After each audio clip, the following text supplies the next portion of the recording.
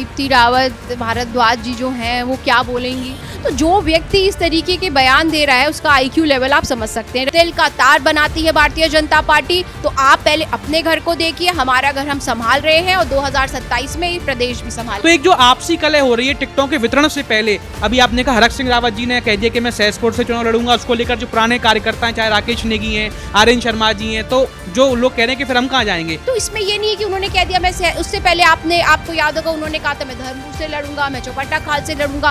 फिर उन्होंने स्पष्ट रूप से ये कहा है कि जहां से पार्टी कहेगी वो वहां से चुनाव लड़ेंगे। तो मुझे लगता है हमारे घर में कोई कलह नहीं है। कांग्रेस के कार्यकर्ता जो एसएसपी ऑफिस जाते हैं और वहां पर थोड़ी आपत्तिजनक शब्दों का प्रयोग करते हुए दिख रहे थे कि भाई आप बाहर निकलिए, और फिर कुछ एसएसपी साहब को लेकर बहुत सारी बातें हुई। वो रोष था, वो गुस्सा था, क्योंकि हमने देहरादून कुछ टाइम पहले ही देखा था कि देहरादून में परमिशन दे दी एसएसपी महोदय ने, फिर ट्रैफिक का इसका उसका हवाला दे करके प्रोग्राम से 2 दिन पहले आपने वो परमिशन कैंसिल कर दी। पीसीसी अब बन गई है, इतने सारे भाजपा कह रही है कि भाई थोक में जो पद बांटे गए हैं, क्या इस थोक के पद बांटने के बाद में कांग्रेस की स्थिति मजबूत हो पाएगी। कार्यकर्ता आपसे सैलरी नहीं मांगता, तो अगर एक पद से उसका मान और सम्मान बढ़ता है तो मुझे लगता है इसमें बुराई क्या है। हर कार्यकर्ता को पद मिलना चाहिए। मैं तो कहूंगी जितने छूटे हैं उन्हें भी पद मिलना चाहिए। पिथौरागढ़ में एक जनसभा हो रही थी जहाँ पर खुद गणेश गोदियाल जी जो प्रदेश अध्यक्ष हैं वो बैठे थे, उनके सामने मयूख मेहर को लेकर कांग्रेस के संगठन के कार्यकर्ताओं ने नारे लगा दिए। प्रदेश अध्यक्ष जी ने भी कहा है कि अनुशासनहीनता बर्दाश्त नहीं की जाएगी,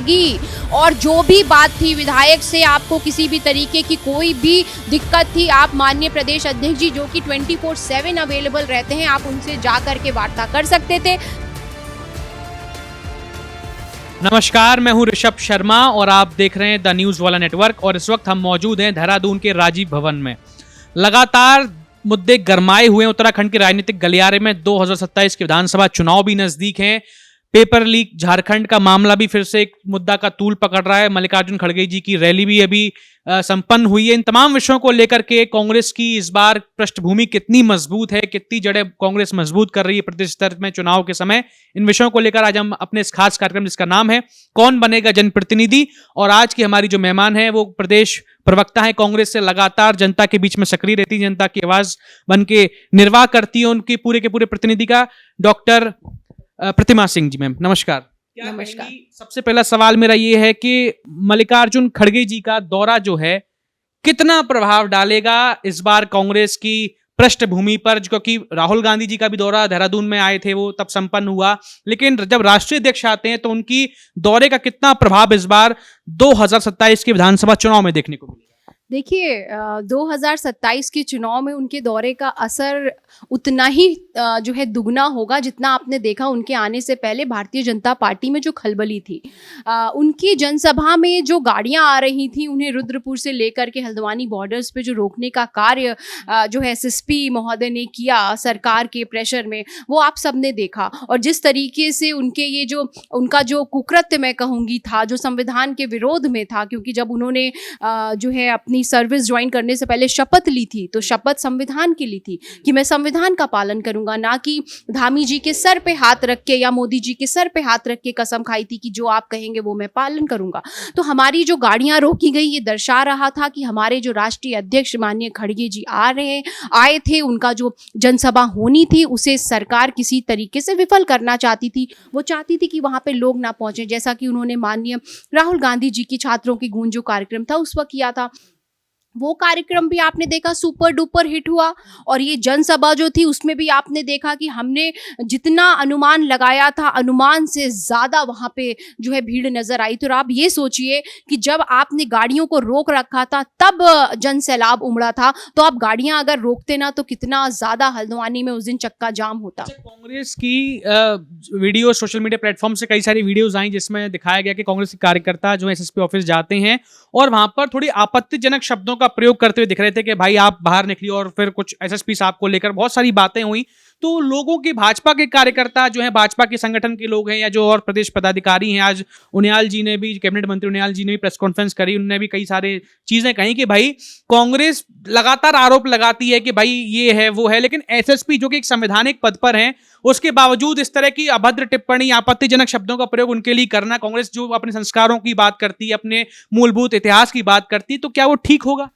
देखिए संविधान की बात और इतिहास की बात मुझे लगता है सुबोध उनियाल जी ना ही करें तो बेहतर है, क्योंकि उनका जो भविष्य है, जो वर्तमान है, वो कहीं ना कहीं कांग्रेस के इतिहास से ही जुड़ा हुआ है।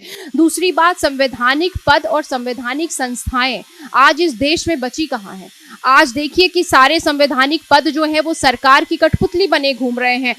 एक पेज चलता है सोशल मीडिया पे, फेसबुक पे, वसूली अभियान मोर्चा के नाम से, उसमें सिर्फ और सिर्फ कांग्रेस पार्टी के पदाधिकारियों के बारे में, हमारे वरिष्ठ नेतागणों के बारे में आपत्तिजनक वीडियो से लेकर के टिप्पणियां होती हैं। एक नहीं, कम से कम 10 बार शिकायत करी गई एसएसपी महोदय को, कोई कार्रवाई हुई नहीं हुई। वहीं दूसरी तरफ एक आपत्तिजनक पोस्ट कांग्रेस के किसी सोशल मीडिया एक्टिविस्ट ने डाली होगी, हम ये अलग बात है कि हमने उस पोस्ट का खुद खंडन किया, क्योंकि इस तरीके की अभद्र शब्द ये कांग्रेस के संस्कार नहीं है कि महिलाओं के लिए बोलना, लेकिन शाम होते होते उस पर कार्रवाई हो जाती है। तो ये है संवैधानिक जो पद है का उसका दुरुपयोग करने के आपके सामने उदाहरण। अब रही बात माननीय यशपाल आर्या जी, माननीय प्रदेश अध्यक्ष गणेश कोदियाल जी, उनके साथ पूर्व अध्यक्ष करण महाराज जी और अन्य हमारे जो वरिष्ठ नेतागण एसएसपी ऑफिस पहुंचे, तो बिल्कुल वो रोष था, वो गुस्सा था, क्योंकि हमने देहरादून कुछ टाइम पहले ही देखा था कि देहरादून में परमिशन दे दी एसएसपी महोदय ने, फिर ट्रैफिक का इसका उसका हवाला दे करके प्रोग्राम से 2 दिन पहले आपने वो परमिशन कैंसिल कर दी। उस वक्त भी हमें रोष था, लेकिन उस रोष को हमने जो है काबू में किया और अपने प्रोग्राम को जो है सक्सेसफुल बनाने में सारी एनर्जी जो है डाली। 2 दिन के अंदर हमने बन्नू स्कूल में प्रिपरेशन की और आपने देखा किस तरीके से जन सैलाब वहाँ छात्रों का उमड़ा हुआ था। उसमें भी सरकार ने, आपने देखा कि 5 बजे के करीब जो एक सिंगर हैं, एक काफ़ी फेमस, उनका शो यहाँ करवाया, जिनके शो के टिकट हजारों में बिकते हैं, वो फ्री में बिके। आपका मुद्दा ये था कि भीड़ को रोका जा रहा है, लेकिन वहीं दूसरी तरफ हमने देखा कि सोशल मीडिया प्लेटफॉर्म से कांग्रेस खुद ही डाल रही है कि आप देखिए इतना बड़ा जनसैलाब आ गया है, तो जब जनसैलाब आ गया फिर कह रहे हैं भीड़ रोकी जा रही है, तो दोनों मुद्दे क्यों? नहीं, देखिए इसमें कोई भी विरोधाभास नहीं है। मैंने अभी आपसे कहा कि हल्द्वानी के उस मैदान में जन सैलाब उमड़ा था, वो भी तब जबकि आपने हमारी गाड़ियां रोकी। हमारे खुद के पूर्व विधायक जो थे, उन्होंने वीडियो बना करके दिखाया कि एक दरोगा महोदय जबरदस्ती, कोई आदेश नहीं, कुछ नहीं, उसके बाद भी आपने देखा हजारों गाड़ियों का एक उन्होंने ट्रैफिक जाम लगा के रखा हुआ था। तो यही तो हम कह रहे हैं कि आप इतना भयभीत हैं, इतना डरे हुए हैं, उसके बाद भी हमारी हर रैली में कार्यकर्ता के साथ साथ आम जनमानस भी सहभागिता निभा रहा है। क्यों? क्योंकि आज पूरा प्रदेश भाजपा की जन विरोधी नीतियों से त्रस्त है। आप बेरोजगारी ले लीजिए, आप महिलाओं की सुरक्षा का मुद्दा ले लीजिए, आप पलायन की बात कर लीजिए। जिस तरीके से पिछले, अगर मैं 9.5 सालों का डेटा की भी बात करूं, आप उठा करके उस डेटा को पिछले कई सालों से जोड़ लीजिए। आपदा की अगर मैं बात करूं तो सबसे ज्यादा आपदा 9.5 सालों में आई हो। इसकी वजह है क्योंकि जब आपने नदियों का सीना चीर करके अवैध खनन किया है, क्रशर, स्टोन क्रशर, पहाड़ों पर आपने देखे, पहाड़ को आपने जो है कुचलने का कार्य कर दिया। जब इस तरीके की, और जंगल बेच दिए, हम जल जंगल जमीन की बात करते हैं, पहाड़ की जवानी और पानी की बात करते हैं, वो सारे आपने अपने प्रिय मित्रों को बेचने का कार्य कर दिया। जब जंगल नहीं रहेंगे, जब जो है पेड़ नहीं रहेंगे, तो आप आपदाओं को कैसे रोकेंगे? इस बार क्या लग रहा है, 2027 विधानसभा चुनाव नजदीक हैं, कांग्रेस 70 विधानसभा सीटों पर लड़ने की बात कर रही है, कह रहे हैं कि 60 से ज्यादा हम सीटें लाएंगे। क्या कांग्रेस की जड़ें इतनी मजबूत है? क्योंकि पिछली बार से तो कहीं ना कहीं जो सीटों का आकलन किया गया था वो नहीं आ पाई, और इस बार तो पीसीसी बनने में भी इतना लंबा विलंब हो गया। पीसीसी अब बन गई है, इतने सारे, भाजपा कह रही है कि भाई थोक में जो पद बांटे गए हैं, क्या इस थोक के पद बांटने के बाद में कांग्रेस की स्थिति मजबूत हो पाएगी? देखिए, कार्यकर्ता पार्टी के लिए काम करता है, कार्यकर्ता आपसे सैलरी नहीं मांगता। तो अगर एक पद से उसका मान और सम्मान बढ़ता है तो मुझे लगता है इसमें बुराई क्या है? पद मिलना चाहिए, हर कार्यकर्ता को पद मिलना चाहिए। मैं तो कहूँगी जितने छूटे हैं उन्हें भी पद मिलना चाहिए। देखिए, कांग्रेस की जड़ें बड़ी मजबूत हैं, और जिस तरीके से साम दाम दंड भेद और झूठ का जो है सहारा लेके भाजपा ने 2022 में एक नैरेटिव जो कांग्रेस के खिलाफ सेट किया था, उसका फायदा उठाया। नहीं तो 2022 में भी कांग्रेस की सरकार बन रही थी। और बिल्कुल आपने कहा कि 60 पार का जो एक नारा है, जो एक गोल है, वो हम लेके चल रहे हैं। सरकार कांग्रेस की बनेगी, क्योंकि आज पूरा प्रदेश बहुत परेशान है। और ये हम नहीं कह रहे हैं, हमारे साथ साथ भाजपा के लोग भी कह रहे हैं। आज आपको याद होगा रुद्रप्रयाग के नेता हैं जो पहले सह प्रभारी मीडिया हुआ करते थे, आपके कमलेश उनियाल जी, उनका एक पत्र बड़ा सोशल मीडिया पे वायरल हो रहा है, जिसमें उन्होंने सीधे संवाद करने का कार्य किया है प्रधानमंत्री मोदी से कि 10 सालों से उनका जो क्षेत्र है वो विकास की राह देख रहा है। तो जो बात विपक्ष कह रहा था कि विकास कहाँ है, विकास हुआ कहाँ, विकास दूरबीन से भी नहीं दिख रहा है, उस बात को मोहर भाजपा के खुद के नेता लगा रहे हैं। इससे पहले अजय जी ने भी ये बात कही थी, मोदी जी और अमित शाह को टैग किया था कि ये जो प्रदेश है इसको धामी जी गर्त में ले जाने का कार्य कर रहे हैं। लेकिन जैसे कि आप 70 विधानसभाओं पर लड़ रहे हैं, 60 पर बात कर रहे हैं, चुनाव जीतने की प्रयासरत हैं, जड़ें मजबूत हैं, लेकिन जब लोगों से बात होती है तो कई सारी ऐसी कांग्रेस की अंदरूनी चीजें हैं जो खुल करके, खास करके आपसी कलह जो है वो खुल करके सबके सामने आती है। अगर हम बात करें, पिथौरागढ़ में एक जनसभा हो रही थी जहां पर खुद गणेश गोदियाल जी जो प्रदेश अध्यक्ष है वो बैठे थे, उनके सामने मयूख मेहर को लेकर कांग्रेस के संगठन के कार्यकर्ताओं ने नारे लगा दिए और वो बस देखते रह गए। इसके अलावा और भी जगहों पर विरोधाभास है कि भाई हरीश रावत जी से कई लोग, अभी आपने देखा कि वो अर्जित अवकाश पर चले गए थे, और कोई प्रीतम सिंह के नारे कहीं चक्राता में लगा रहे हैं कि भाई ये भ्रष्टाचार हुआ, तमाम विषय हुए। तो एक जो आपसी कलह हो रही है टिकटों के वितरण से पहले, अभी आपने कहा हरक सिंह रावत जी ने कह दिया कि मैं सहसपुर से चुनाव लड़ूंगा, उसको लेकर जो पुराने कार्यकर्ता हैं, चाहे राकेश नेगी हैं, आर्यन शर्मा जी हैं, तो जो लोग कह रहे हैं कि फिर हम कहां जाएंगे। तो एक जो विरोधाभास है, कैसे फिर अपनी जड़ें मजबूत कर रही है कांग्रेस, कैसे वापसी कर रही है? देखिए अंतः कला, मैं कहूंगी अंतः कला नहीं है, आपस में देखिए जब बहुत सारे बर्तन घर में होते हैं, परिवार में बहुत सारे सदस्य होते हैं, तो ऐसा नहीं है कि सबके विचार एक दूसरे से मिलते हैं। ठीक है, यही वजह है कि कहीं ना कहीं थोड़ा बहुत कुछ हो जाता है। आपने पिथौरागढ़ की बात करी, उस पर सख्त कार्रवाई हुई, क्योंकि बात ये थी, माननीय प्रदेश अध्यक्ष जी ने भी कहा है कि अनुशासनहीनता बर्दाश्त नहीं की जाएगी। और जो भी बात थी, विधायक से आपको किसी भी तरीके की कोई भी दिक्कत थी, आप माननीय प्रदेश अध्यक्ष जी जो कि 24/7 अवेलेबल रहते हैं, आप उनसे जा करके वार्ता कर सकते थे। लेकिन भरी सभा में इस तरीके की बातें नहीं हुई। आप देखिए 3 लोगों को निष्कासित करने का कार्य पार्टी ने किया। अब रही बात कौन कहां से चुनाव लड़ेगा, देखिए ये जो फैसला है, हमारे बहुत सारे सर्वे होते हैं, केंद्र से सर्वे होता है, प्रदेश सर्वे करवाता है, उसके बाद जो है कमेटी गठित होती है। जब अपने आप सब कोई अपने आप तय नहीं करता। रही बात माननीय हरक सिंह रावत जी की, देखिए हरक सिंह रावत जी पार्टी के वरिष्ठ नेता हैं, और जहां से पार्टी, उन्होंने कई बार ये बात कही है, जहां से पार्टी उन्हें कहेगी, जहां भी पार्टी को उनकी उपयोगिता नजर आएगी कि एक सीट बढ़ाने में वो योगदान दे सकते हैं, वो वहां से चुनाव लड़ेंगे। तो इसमें ये नहीं है कि उन्होंने कह दिया मैं, उससे पहले आपको याद होगा उन्होंने कहा था मैं धर्मपुर से लड़ूंगा, मैं चौपाटा खाल से लड़ूंगा। फिर उन्होंने स्पष्ट रूप से ये कहा है कि जहां से पार्टी कहेगी वो वहां से चुनाव लड़ेंगे। तो मुझे लगता है हमारे घर में कोई कलह नहीं है, ये सब भाजपा के सेट किए हुए नैरेटिव होते हैं, तिल का तार बनाती है भारतीय जनता पार्टी। तो आप पहले अपने घर को देखिए, हमारा घर हम संभाल रहे हैं और 2027 में प्रदेश भी संभालेंगे। आपकी जैसे कांग्रेस महिला कमेटी है, उसकी प्रदेश अध्यक्ष ज्योति रौतेला जी जो हैं, भाजपा नेत्री उनको लेकर कई सारी बातें कहती हैं। जब भी मैं बात करता हूं वो कहती हैं कि भाई जो महिला कांग्रेस अध्यक्ष हैं उनका समझ में नहीं आता है, कभी वो सड़क पर लेट करके अपना धरना देने लगती हैं, कभी वो रनिंग करते हुए धरने लगती हैं, कभी पीडब्ल्यूडी कार्यालय पर खड़े होकर के वहां ऊपर खड़ी हो जाती हैं, कभी कुछ। तो इस तरह की जो ड्रामेबाजी है, जो नौटंकी, आखिर ये सब क्यों करती हैं? विरोध करना ही है तो आराम से भी कर सकती हैं। इस बात को लेकर खुद दीप्ति रावत जी ने भी बात ये कही है, जो प्रदेश महामंत्री हैं भाजपा की।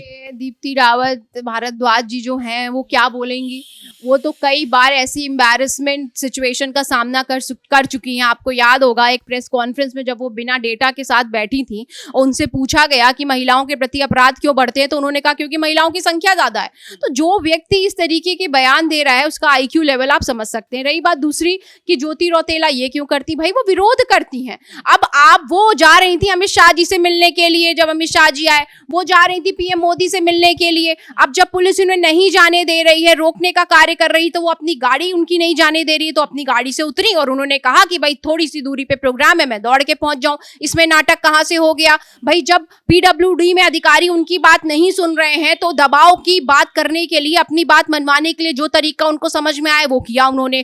पुलिस जब आपके साथ बदसलूकी करती है, जब आप धरना होता है, प्रोटेस्ट होता है, कई बार जब पुलिस आपके साथ बदसलूकी करती है, आपको पकड़ने का कार्य करती है, आपको आगे नहीं बढ़ने देती हैं तो इस तरीके की जो बातें हैं वो हो जाती हैं। हम भी कई बार सड़क पे बैठ जाते हैं, जी हम नहीं उठेंगे यहाँ से, तो इसमें नाटक नहीं है। देखिए जब आप उन्हें नाटक लगेगा ये सब चीजें, क्योंकि जो जनता की बात नहीं उठाते, जो लोग जनता के लिए सड़कों पर खड़े रहते हैं, बारिश में भी भीगने को तैयार रहते हैं, अपने सर के बाल भी छुलवाने को तैयार रहते हैं, उन्हें इन चीजों से फर्क नहीं पड़ता। कहते हैं आप कुछ भी कहते रहिए, हम अपना संघर्ष जारी रखेंगे। आखिरी सवाल मेरा ये है कि जैसे यूट्यूब पेपर लीक का मामला हुआ, कांग्रेस ने धरना प्रदर्शन दिया, जंतर मंतर पर भी कांग्रेस वहां पर मौजूद रही, धर्मेंद्र प्रधान जी के इस्तीफे की मांग कर डाली।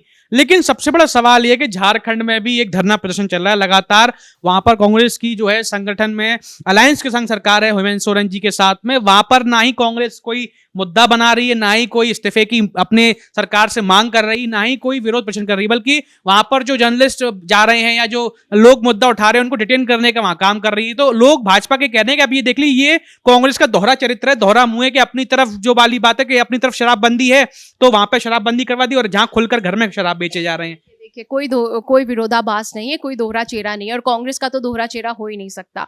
हम सकारात्मक राजनीति करते हैं, विकास की बात करते हैं। माननीय राहुल गांधी जी ने कल अपनी प्रेस कॉन्फ्रेंस में स्पष्ट रूप से ये बात कही है, ट्वीट भी किया है कि जो भी कल रांची में हुआ झारखंड में, वो बिल्कुल बर्दाश्त नहीं किया जाएगा। पीसफुल प्रोटेस्ट कर रहे हैं जो छात्र हैं, उनके ऊपर लाठीचार्ज या उनके ऊपर बल का उपयोग गलत है। और एक बात आपको याद दिला दूं, छात्रों की गूंज जो राहुल जी का कार्यक्रम था, उन्होंने स्पष्ट रूप से ये कहा कि ये कार्यक्रम छात्रों का है, ये कांग्रेस का नहीं है, छात्र भाजपा के नहीं है, छात्र कांग्रेस के नहीं है, ये छात्र देश के युवा हैं, ये छात्र देश का भविष्य है। तो ये मेरा जो पूरा प्रोग्राम है ये राजनीति से ऊपर उठ के है। ये भाजपा के लोगों को समझ नहीं आएगा, क्योंकि उनके लिए से सैनिकों का सम्मान भी सिर्फ राजनीति के लिए है, उनके लिए रामचंद्र जी भी सिर्फ वोट बैंक की राजनीति के लिए है, उनके लिए महिलाएं भी सिर्फ वोट बैंक के लिए हैं और प्रदेश में डिवाइड कर देती हैं। मणिपुर में जो हुआ उस पर भारतीय जनता पार्टी इस्तीफा मांगेगी कि नहीं, कांग्रेस इस्तीफा मांगेगी नहीं मांगेगी? देखिए बिल्कुल इस्तीफा की बात रही, माननीय राहुल गांधी जी ने ये कहा है कि वो हेमंत सोरेन से बात करेंगे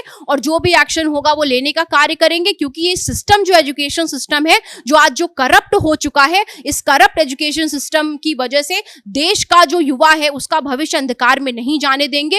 राहुल गांधी जी ने ये ठानी है और इसके लिए उन्हें जो भी करना पड़ेगा वो करेंगे। दर्शकों, ये थे हमारे साथ में प्रतिमा जी, जिन्होंने अपनी बात को बड़ी बेबाकी से रखा और बताया कि इस बार जो है किस तरह से 2027 विधानसभा चुनाव में परिवर्तन देखने को मिलेगा और किस तरह से झारखंड का जो विषय है उस पर क्या प्रतिक्रिया हल रहेगी। आप भी अपनी राय कमेंट सेक्शन में जरूर बताइए और इस तरह की और भी तमाम खबरों को, ग्राउंड रिपोर्ट्स और इंटरव्यूज को देखने के लिए देखते रहिए द न्यूज वाला नेटवर्क। बहुत धन्यवाद।